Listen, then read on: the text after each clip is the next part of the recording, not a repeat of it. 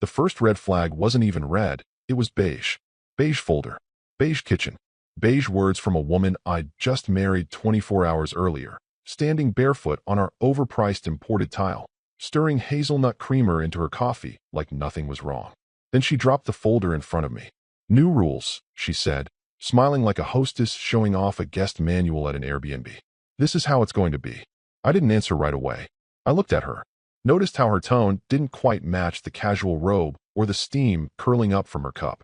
I didn't even touch the folder at first. I just studied the shape of her mouth when she said it, like it gave her a little thrill, like she'd been waiting for the ceremony to be over so she could start whatever this was. I flipped it open. Rule 1. No visits to your family without notice or discussion. I need emotional safety and stability. Rule 2. Finances will be centralized through me for efficiency and mental load sharing. Rule 3. Physical intimacy will be discussed weekly. Separate bedrooms will be implemented during hormonal or emotional cycles. Rule 4. You acknowledge me as head of household in writing to prevent future disagreements. This is not a power grab, it's a boundary. There were 11 rules total. Some written like legal bylaws. Some written like the passive-aggressive demands of someone who reads too many self-help memes. Not one of them included a question. Not one assumed I had any say. She stood there, watching me read, sipping that creamer-drenched coffee like she was waiting for applause. I didn't yell. I didn't cry. I didn't say, "Are you serious?" like some wounded sitcom husband. I just closed the folder slowly and looked up at her. "Okay," I said. She tilted her head. "Okay. I'll go pick up dry cleaning. Be back in a bit. Can you also grab oat milk?" she asked. I nodded, smiling like a man who still lived here. Like a man who hadn't just been handed a loaded gun by someone who thought it was a joke. I walked out and didn't get the dry cleaning. I didn't even have anything at the cleaners. What I did have, stored in a weathered fireproof box in my old car trunk, was the original copy of our prenup. Not the version she'd half-read before the wedding and laughed off because we love each other. The real version. The one with the addendum she never noticed. The one her father signed off on when he funded the down payment on our starter home. A gesture of faith, he'd called it. I also had the marriage certificate, still warm from the county clerk's stamp, and the file from the title company, complete with the wire record for the $380,000 marital gift he contributed to the house. A gift contingent, as the footnote put it, on the continuance of the marital union in good faith and mutual trust for a period no less than 12 months. 12 months. And here we were, 24 hours in, with her demanding to be acknowledged as head of household and limiting family contact like a middle manager drawing up weekend shift schedules. I sat in the parking lot of a gas station, pulled out the papers, and reread them. I remembered the old attorney who drew them up for me, how he'd underlined that clause 3 times and said, "If she ever tries to leverage the marriage for control, this is your eject button. Silent, legal, and final." I never thought I'd use it. I never thought I'd need to. But there it was. All she had to do was prove her arrogance with something tangible, something written, something that changed the emotional terms of the marriage in writing. And she had. She'd done it with a beige folder and a line that still echoed in my head. This is how it's going to be. I didn't feel heartbreak. I didn't feel rage. I felt quiet. Quiet like the kind that comes just before a switch flips. She thought she'd won. She thought the power had transferred with the ring. What she didn't know, what she didn't even consider, was that I never played power games out loud. Not once. I let people talk. I let them boast. I let them make the first move. Because that's all I needed. One documented, traceable move. And she had just handed me 11. Signed and dated. When I walked back in later that afternoon, she barely looked up from her laptop. "You forgot the oat milk. I'll get it next time." She didn't even notice I was carrying the folder again. The same one, only now padded with a fresh set of certified copies. I slid it quietly into the desk drawer in the hallway. "By the way," she called out from the kitchen, "we need to talk about the garage. I'm thinking it should be my art space." I nodded, flipping the hallway light off behind me. "Sure, we'll figure it out." She thought I sounded agreeable. What she didn't realize, that garage was already the legal address of my holding company, and her father's gift was already on its way to becoming a demand. The elevator ride to the 12th floor was slow, almost theatrical. The kind that gives you time to second-guess everything you're about to do. I didn't. The office smelled the same way it had 3 months ago. Polished oak, lemon-scented disinfectant, and old money pretending to be new. The receptionist glanced up at me like I was a ghost. "Mr. Ayers," she said with a forced smile. "Didn't expect to see you again so soon." Didn't expect to need to, I replied. She paged Martin Heller, the trust manager who'd handled the paperwork for our home. I remembered him clearly, buttoned shirt too tight at the neck, navy tie with microscopic anchors, and a habit of tapping his pen against his clipboard like a man who hated pauses. He came out of his office with that same tight-lipped efficiency. You bring the documents? I handed him the manila folder. Marriage certificate, signed prenuptial agreement, title transfer forms, and, the kicker, her list of rules, complete with her handwriting, signature, and date in the top right corner. Heller flipped through them one by one, his eyes darting back and forth like a scanner in a courtroom. When he hit page 3, Rule 4, you acknowledge me as head of household, he stopped tapping the pen. This is new, he said. She gave it to me the morning after our wedding. He nodded slowly, his thumb brushing across the embossed letterhead of the prenup like he was dusting off a memory. You know what this means, don't you? He asked. I just stared at him. This voids the good faith clause. Hell, it vaporizes it. I leaned back. Then let's vaporize the gift. Heller gave a small whistle. Most people don't read the footnotes. I paid extra to write them. He smiled, for the first time in years, probably. A real one. Not the courtroom kind. Not the UVE just inherited grandma's farm kind. But a genuine grin. Small, sharp, and impressed. I'll draft the memo, he said. Her father won't see it coming. That was putting it lightly. Because her father, George Whitmore, was the type of man who didn't believe in consequences. He believed in leverage, in control, in intimidation softened by country club etiquette. He strutted through life like a man who'd never lost a negotiation, because even when he technically did, the lawyers would iron it flat by the weekend.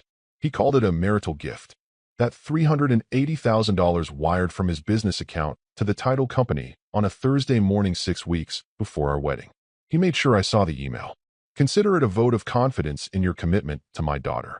The phrasing was deliberate, and so was my response. Then let's make it mutual. Let's tie it to the marriage. So we did.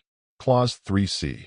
Should either party violate the spirit of the union through acts of misrepresentation, coercion, or emotional fraud within the first 12 months, all gifts tied to property ownership revert to repayable status. No arbitration. No delay. It was an elegant clause. Too elegant for my now wife to notice, and far too obscure for a man like George Whitmore to imagine being used against him. But she'd done it. The moment she slid that folder across the table and said, "This is how it's going to be," she lit the match. Because marriage wasn't a game of romance in our world. It was a contract with real consequences. And coercion? That was the nuclear trigger. Heller pulled out a worn leather-bound ledger from a locked drawer and opened to the page marked Whitmore Transfer. The wire record was there. Amount, date, sender, purpose. He slid it toward me. I'll mark it as convertible. To a loan. I asked. To a demand note. 30 days. And the house. Title reverts to the original buyer. No co-signature required, since her interest was conditional. We didn't toast. We didn't shake hands. We didn't say, let's get them. This wasn't a vendetta. It was math. She'd changed the rules. I just filed the results. Before I left, Heller looked up at me with a kind of puzzled admiration. Why didn't you say something the moment she gave you that list? I zipped the folder shut. Because she thought I wouldn't. He nodded. That's the thing about these types. They never expect silence to be a move. And it had been. Silence gave her rope. Silence gave her comfort. Silence gave her confidence. And then silence weaponized all of it. I walked back out to the elevator. Pressed the button. No music. No fanfare. Just the quiet hum of machinery preparing to lower me 12 floors down. Back into the world where she still thought she'd won. Where she still thought the house was hers. The marriage was secure. The money was free. And her father? Still sipping overpriced wine with his advisors. Blind to the fact that his bank was now the one under siege. Because it wasn't just a gift. Not anymore. It was a debt. And I had just called it due. She thought I was adjusting. She thought the silence meant surrender. That the absence of pushback was acceptance. And to be fair, most men would have done exactly that. They'd nod through the patronizing tone, laugh off the digs about retraining, and pray things would eventually settle into something resembling normal. But I'm not most men. And I wasn't praying. I was recording. The first time she said it, "I'm retraining him," was at dinner with her college friends. We'd gone to some overpriced Mediterranean place where the tablecloths looked like IKEA napkins and the cocktails came with edible flowers. She clinked glasses with her sorority sister from back east and announced, loud enough for the next table to hear, Week 1 of marriage, and I already have him doing the dishes and folding towels the right way. Slow clap for retraining husbands, please. The table laughed. I smiled. I even raised my glass. What she didn't know was that I'd left my phone recording in my jacket pocket.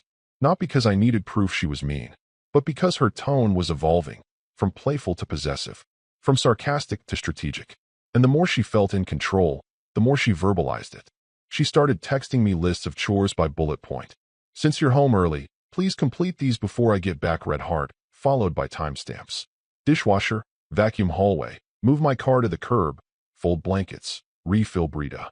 Always with a heart emoji. Always like it was a reward. I printed them out. She started saying my house instead of our house. Subtle at first, then blatant. Can you take your shoes off? I just had my floors polished. Or, don't leave clutter in my guest bathroom. I screenshotted those too. Sorted by date, tone, and content. The guest bathroom, by the way, I paid for it in full. Renovation. Fixtures. Custom tiling. She chose the scent diffuser and the towels. That was her contribution. Then came the recordings. She'd take her calls on speaker, walking around like a TED Talk was always on standby. I didn't need to sneak. She didn't filter herself. That's what power does. It makes people loud. One day, she was pacing the living room, phone in one hand, wine glass in the other, laughing with her best friend Kim. He thinks being calm makes him smart, she said, between sips. But I run this house. I run him. His family's got zero backbone. He married up. He just doesn't know it yet. Kim cackled. God, I love you.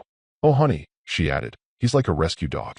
A little skittish at first, but if you're firm, they adapt. That one went into the video archive. External mic, clean audio. Timestamped. Then there were the receipts. Not the literal kind, though I had those too, but behavioral ones. I started journaling, line by line, what she said, how she said it, context, emotional tone. I matched it with bank statements and text logs. Like the time she told me we were co-managing finances, then withdrew $7,200 from our joint honeymoon savings to surprise her sister with a girls' trip. I wasn't even told. Just found out via the banking app. She said, you wouldn't understand. It's emotional support. I replied, sure. Makes sense. Then logged it. Transaction ID, date, quote. The folder started as a manila envelope, grew into a binder, eventually became a secure digital archive with scanned documents, recordings, and transcripts, all organized by topic: financial coercion, social demeaning, behavioral manipulation. The funny part? She thought I was becoming more obedient. You're so much easier to live with now, she purred one night, curling up beside me for the first time in a week. See? We're finding our rhythm. I kissed her on the forehead. Told you I'm a fast learner. She giggled and fell asleep against my chest. What she didn't know was that I had already tagged that night's calendar event as manipulative intimacy reset, recorded. Because I was done being the student. I was building the syllabus. Each insult, each smug declaration, each moment she forgot I had eyes, was a puzzle piece. And I wasn't rushing it. I let her keep talking, keep tightening her grip. Because that's what happens when people think you're broken. They stop hiding the leash. And I had no intention of breaking. I had every intention of documenting, of building a paper trail so clean, so damning, so surgically assembled, that when the moment came, it wouldn't just be believable, it would be inevitable. She'd written the list. I was just writing the ending. It was a Tuesday when I made the call. Not a dramatic day, not a breaking point. She was at her yoga class, probably bragging to someone about how she'd finally gotten me to eat gluten-free. I was alone in my car, parked outside a hardware store. Not buying anything, just thinking. Staring at a sign advertising winter mulch, watching shoppers go in and out, and feeling the quiet, subtle shift of a decision hardening. Then I dialed. Redwood and Darnell, this is Linda. I need to speak with Gary Redwood, I said. May I ask what this is in regards to? It's about a marriage. Mine. There was a pause, then a tone shift. Please hold. Gary Redwood was not a cheap man. He didn't advertise, didn't do billboards or awkward Facebook videos in front of law books. He had one specialty: untying bad knots, legally and cleanly, without a single thread left in the other person's hand. His clients were quiet people, CEOs, trust fund heirs, engineers with airtight prenups, people who had too much to lose for a messy divorce. People like me. He picked up on the third ring. His voice was gravel and steel wool. You waited, he said. Smart. Tell me everything. So I did. I told him about the beige folder, the 11 rules, the head of household line, her tone, Her laughter. The way she'd turned the honeymoon period into a soft coup. He didn't interrupt, except once. Did she date it? Yes. And you still have the original? Yes. Plus scans. Continue. I laid it all out. The recordings. The receipts. The property clause. The conditions of the gift from her father. I even quoted the part of the prenup where she agreed, in writing, that any attempt to shift marital power through coercion or misrepresentation within the first year would constitute grounds for annulment with asset reversal. When I finished, there was silence on the line. Then, a slow exhale. She got greedy, Redwood said. They always do. They mistake silence for surrender. And her father? If this goes through, he said, he'll owe himself. In full. No legal tricks, no tax shelters. The trust company will treat the gift as a misappropriated marital asset, which means it gets reclassified as a loan that must be repaid. He paused. And the house. Title reverts to the original buyer. She'll be out before she realizes she was never on the deed to begin with. Not really. I could hear him smiling. You're sure about this? I asked. I'm not a therapist, son, but I know a trap when I see one. And you didn't walk into this one. You documented it. That list alone is enough to blow the whole thing open. The rest? Just gasoline on the fire. We scheduled a face-to-face. Quietly. No email. No trace. We met in his office 2 days later, just after dusk. It was the kind of place with soundproof walls and no windows facing the street. Old school. Trusted. He laid out the plan like a general preparing for siege. Step 1. File for annulment citing breach of implied good faith. Step 2. Notify the trust company of Clause 3C activation. Step 3.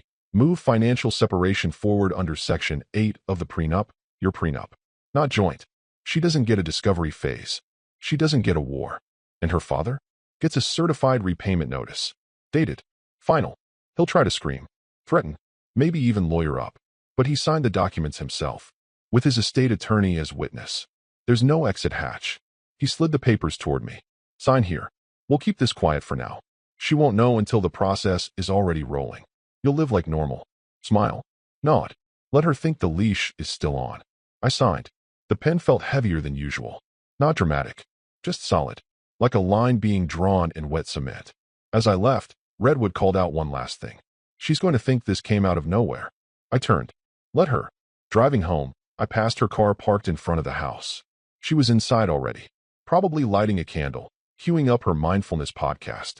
She always liked to meditate before demanding something passive-aggressive. I walked in like nothing had changed. She looked up from her couch and grinned. Can you bring me some water? Of course, I said, already in the kitchen. To her, I was being cooperative. To me, I was documenting another interaction. Because the legal mechanism was engaged. Like a bomb under the floorboards, counting down with every smug little command. And when it went off, there would be no fire. Just silence. And a notarized void where her control used to be. Wednesday started like most others. I made her a smoothie, peanut butter, almond milk, 2 scoops of her expensive collagen powder she insisted we keep in a locked cabinet. She was getting ready for her ladies in leadership brunch. That's what she called it. A bunch of 30-something women who treated networking like foreplay and quoted TED Talks like scripture. They all hated their husbands, most of them secretly, and bragged about how in charge they were at home. My wife. She was their queen. She floated around the kitchen barefoot, dictating the playlist for the afternoon while I chopped strawberries like a good little domestic accessory. You remembered the oat milk this time, she said smug. I'm getting better, I replied. She grinned. Retraining takes time. Sure does. I handed her the tray and watched her walk outside to the patio, humming to herself. She didn't notice the unmarked sedan that pulled up across the street 10 minutes later. Didn't notice the man in the tailored navy suit step out, holding a thick envelope. Didn't see him walk to our front door while she and her friends giggled over mimosas and avocado toast. I opened the door. Mr. Ayers, I nodded. Please confirm this is the correct address. It is. Service confirmed, he said, then walked away like it was any other Wednesday. I slid the envelope onto the marble kitchen island and went upstairs, not saying a word. 20 minutes later, I heard it. A sudden stop in the laughter. Forks pausing midair. A strange silence hanging over the patio like a power outage had just hit the brunch. She must have seen the envelope sitting there, cream-colored and ominous, with her full legal name typed in bold across the front. It's a curious thing to watch arrogance collapse in real time. I stood at the top of the stairs as she came in, envelope in hand, already half open, her face shifting through confusion, irritation, and then something harder to define. She read the cover sheet, then the motion, then the attached clause from the prenup, then the activation letter from the trust company, stamped and initialed. And just like that, the wine left her cheeks. She didn't scream. She didn't throw anything. She didn't even blink. She just turned around and walked. No, marched into the bedroom and shut the door. I stayed upstairs. Listened. The phone rang. Her father. No answer. Then again. And again. She finally left a voicemail. Dad, it's happening. I think he filed something. I don't understand. Where did this come from? Please call me. The words filed something were telling. Even in that moment, she couldn't admit what it was. Annulment. Breach of good faith. Reversion of assets. Immediate liability.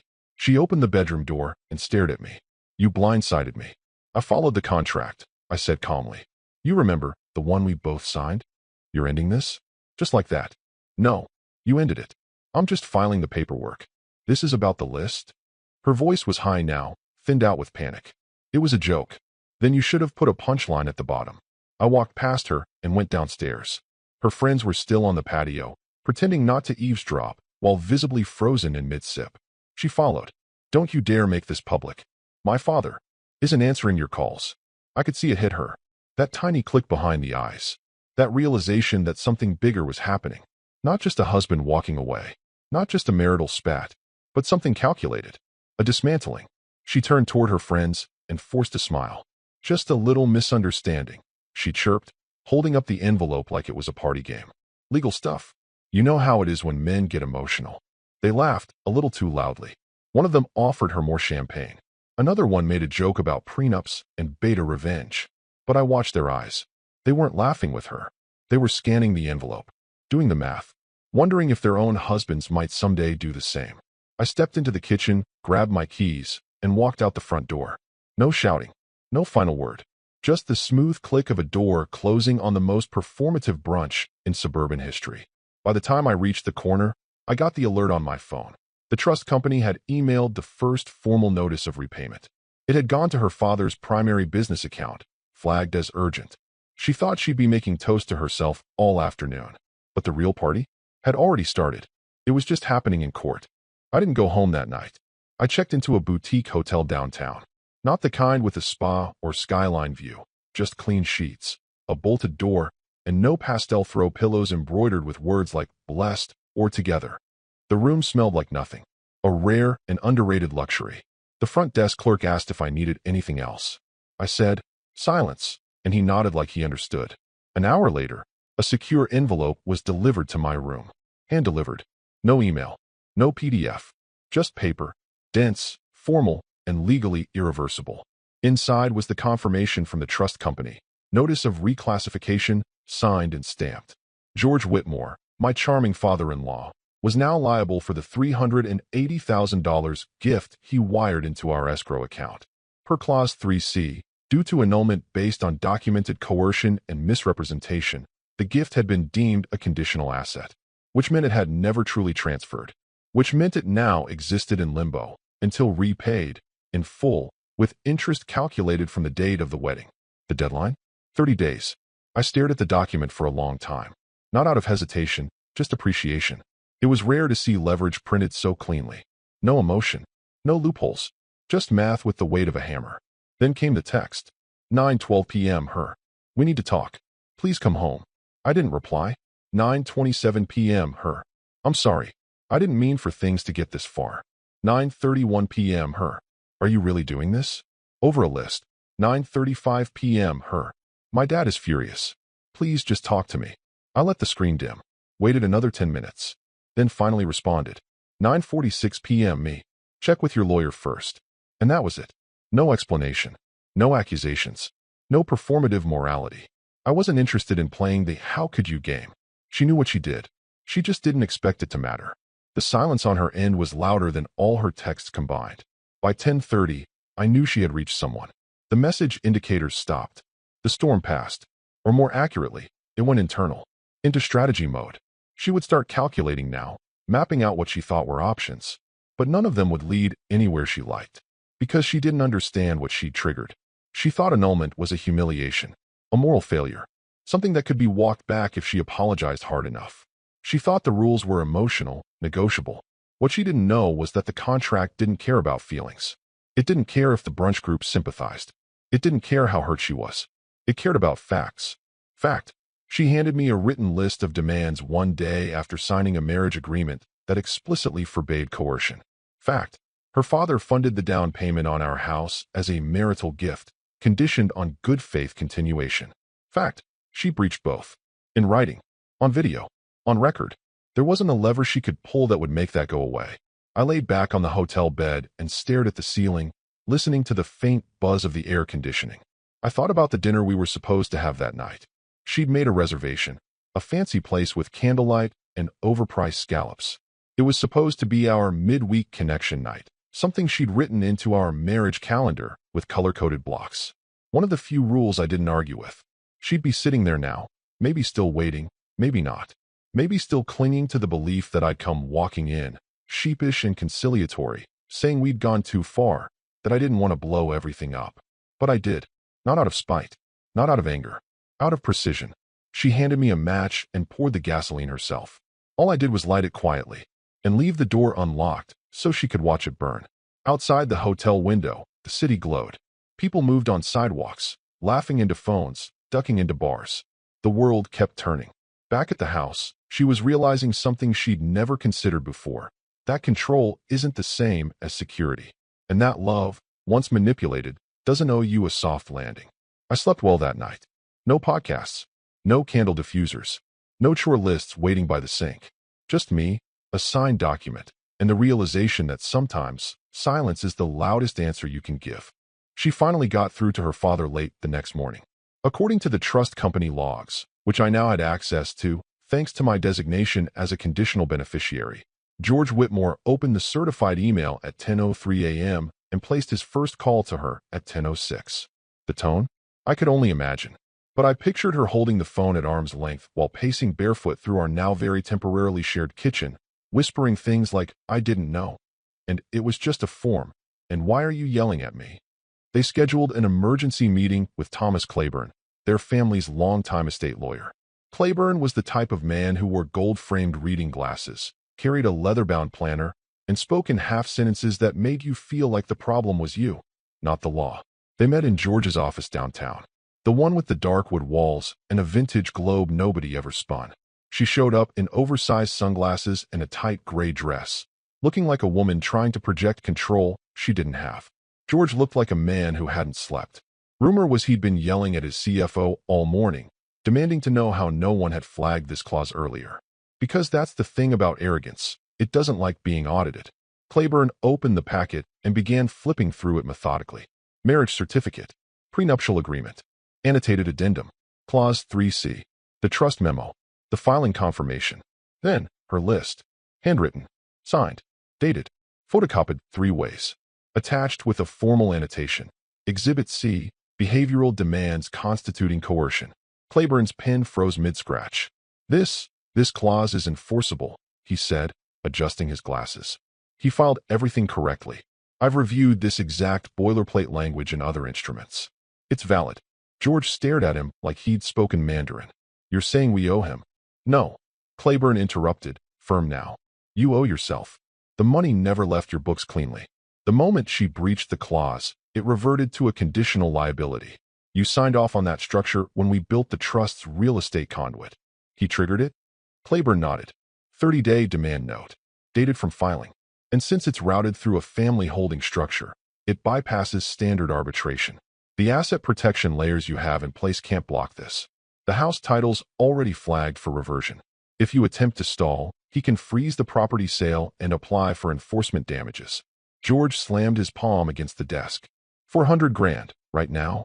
It's closer to $412,000 with accrued filing fees and valuation adjustments. Claiborne corrected quietly. She stared at them both, stunned. You can fix this, she said to the lawyer, reaching for the folder. There has to be a way. There is no way, Claiborne replied. He has the advantage. You breached in writing. He responded within legal bounds. This isn't a messy divorce.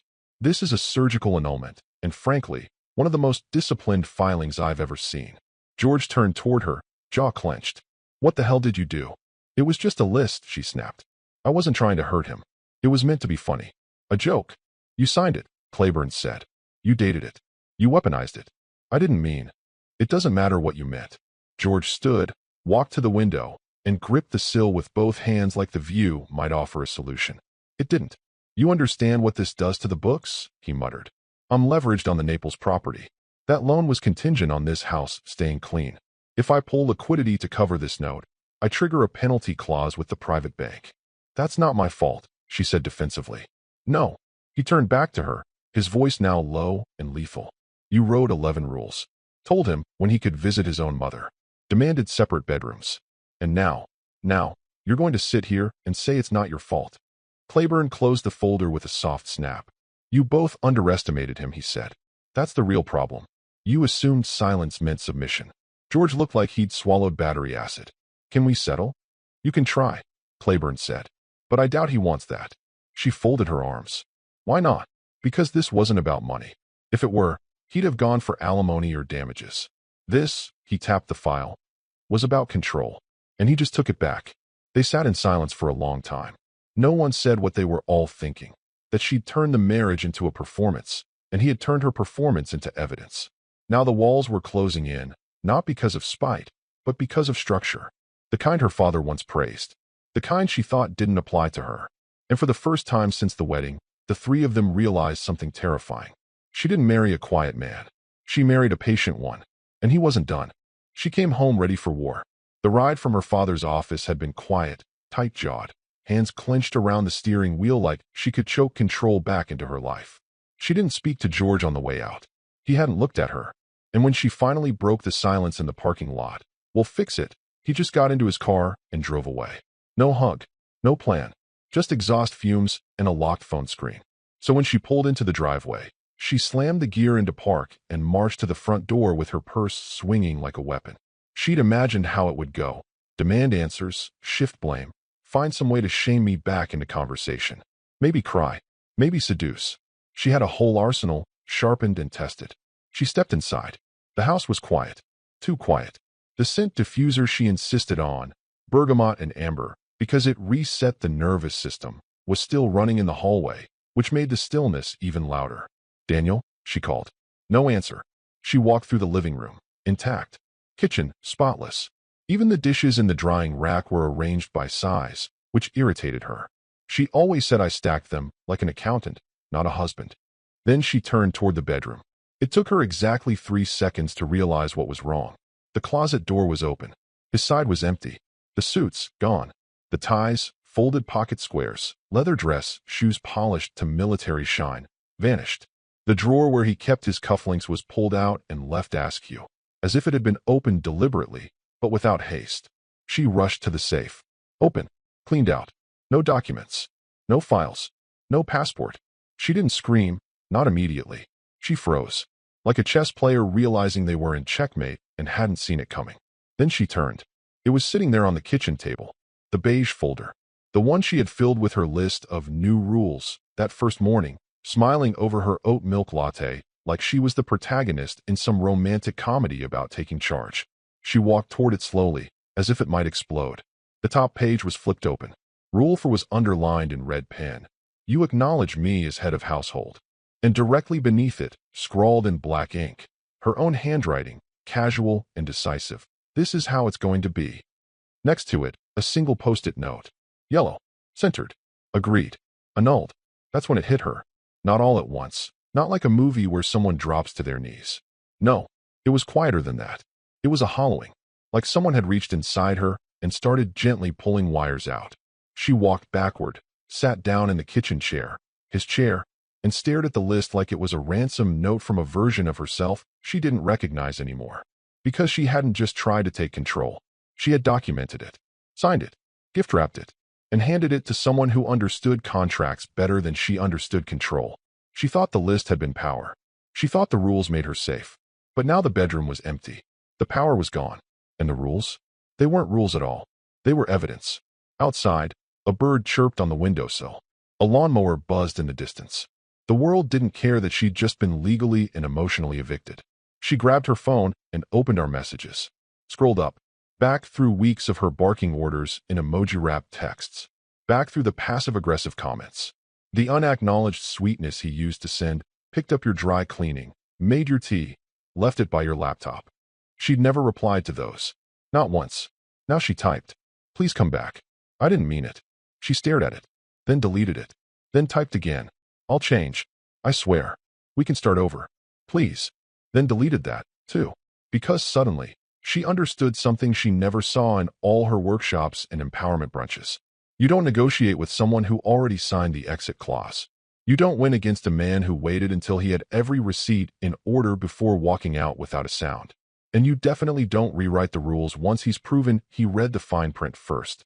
The bedroom was empty, but the silence? That was full of meaning. 3 days later, her name disappeared from the deed. It was done quietly, efficiently. No lawyers shouting in courtrooms, no dramatic courtroom gasps, just a quiet filing at the county registrar's office downtown. The new title listed me as the sole property owner. No co-signature required. Her name had never technically been part of the deed, only noted as a residing spouse under the marital trust structure, one that no longer existed. The document that finalized it was just 4 pages long, but it hit like a wrecking ball. The registrar clerk didn't blink. He'd seen 1,000 property transfers. One more meant nothing. But to her, it meant everything. Because when she got the notification, certified mail, signature required, it wasn't addressed to us. It was addressed to me. Alone. That was the first domino. The second fell that same afternoon, when her favorite brunch friend, Aubrey, the blonde with the curated Instagram marriage and the surgically enhanced virtue signaling, texted her. "Are you okay? We heard about the deed. We're all a little confused." Not angry, not supportive, just confused.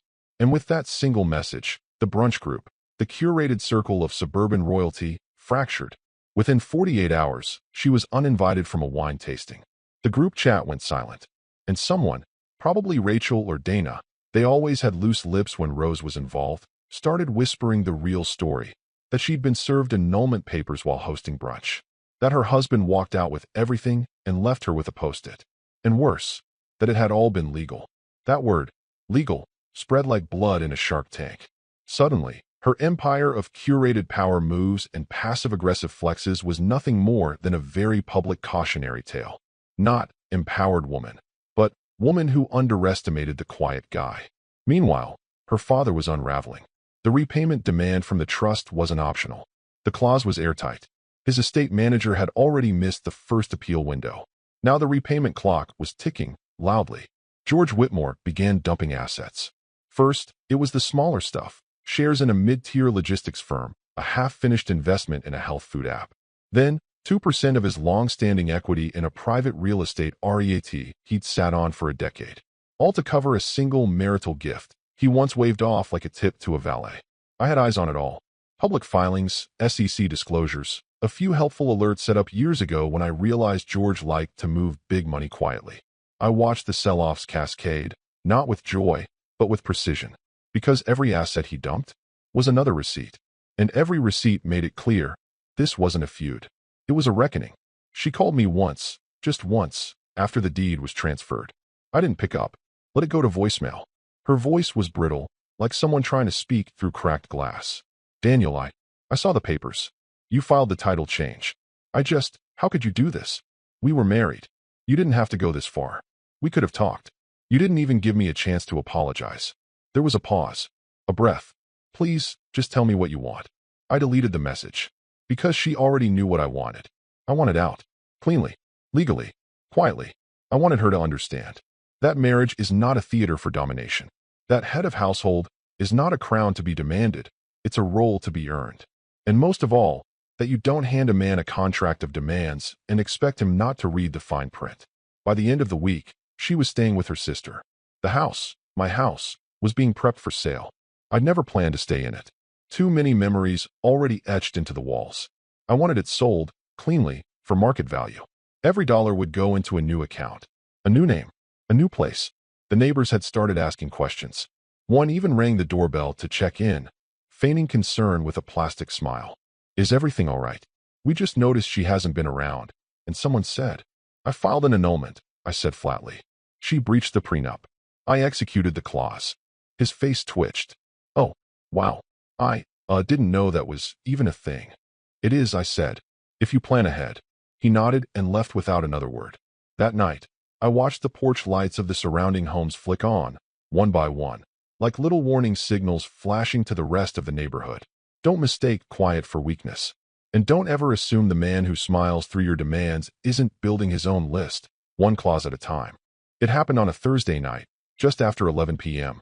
The only reason I know the time is because the neighbor across the street, Mrs. Callahan, retired school principal and neighborhood surveillance system, logged it in her little notebook. She keeps track of things like that.